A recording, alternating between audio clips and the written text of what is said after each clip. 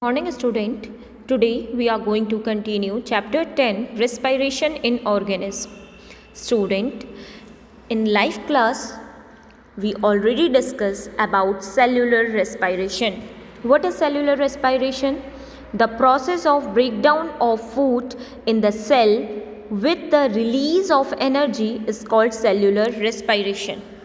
If someone asks you that what is cellular respiration, then what is your answer? It is a process of breakdown of food in the cell. It is cellular respiration. So it takes place in the cells of all organisms. Then we read aerobic respiration and anaerobic respiration. What is the difference between aerobic respiration and anaerobic respiration? Actually, student, when breakdown of glucose occur with the use of oxygen, it is called aerobic respiration, and food can also be breakdown without using oxygen and we call it anaerobic respiration. So aerobic respiration एक ऐसा respiration है जिसमें food को break down के लिए oxygen चाहिए. Okay, breakdown of glucose occur with the use of oxygen is called aerobic respiration. and anaerobic respiration में glucose बिना ऑक्सीजन के भी ब्रेक डाउन हो सकता है.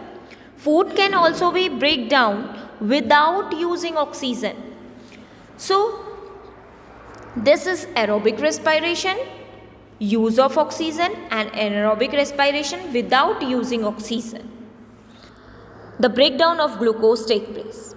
Now, today we are going to discuss our new topic of this chapter, which is breathing in other animal. Students, in life class we already discussed how the human beings breathe, and other animal which have lungs like elephant, lion, cows, goat, frogs, they have lungs in their chest cavity like the human beings. But what about the other organisms like insects? So today we are going to discuss about cockroach. How can cockroach respire? How can cockroach breathe?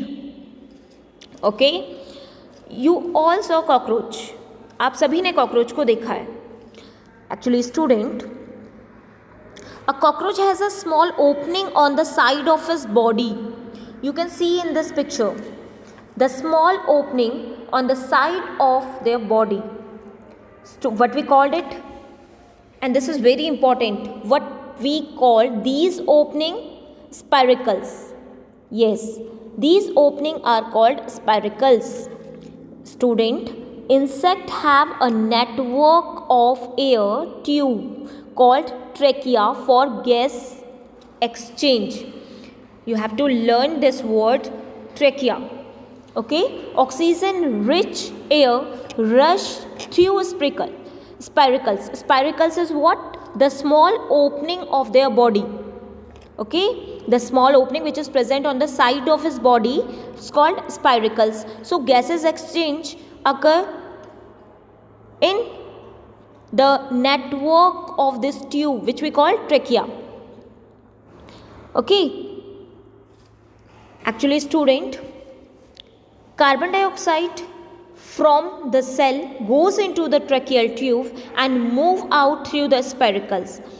These air tubes on trachea are found only in the insect and not in other group of the animal. So if someone asks you that how the insect respire or how the insect breathe, then your answer is they have tracheal system. They have a small opening on their body, on the side of the body, which we call spiracles, and these spiracles have a tube network which we call tracheal. So they have tracheal system. Now we are going to discuss about earthworm. Student, recall from chapter 9 of class 6, the earthworm breathe through their skin, and this is very important, how the earthworm breathe through their skin. The skin of an earthworm feel moist and slippery. What about their skin? Their skin is moist and slippery on touching. Gases can easily pass through them because their skin is very moist and slippery. Few frog have pair of lungs. Frog में भी क्या है? Pair of lungs like human beings. Frog में भी lungs होते हैं human beings की तरह. But when it is in water, so they can breathe with their skin. Okay, they can also breathe through their skin which is moist and slippery.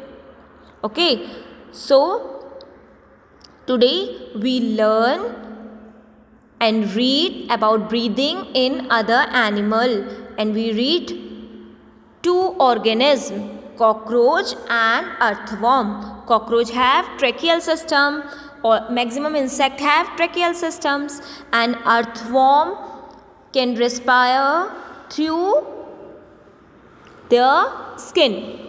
So in my next video we are going to discuss breathing underwater. This is all for today. Thank you.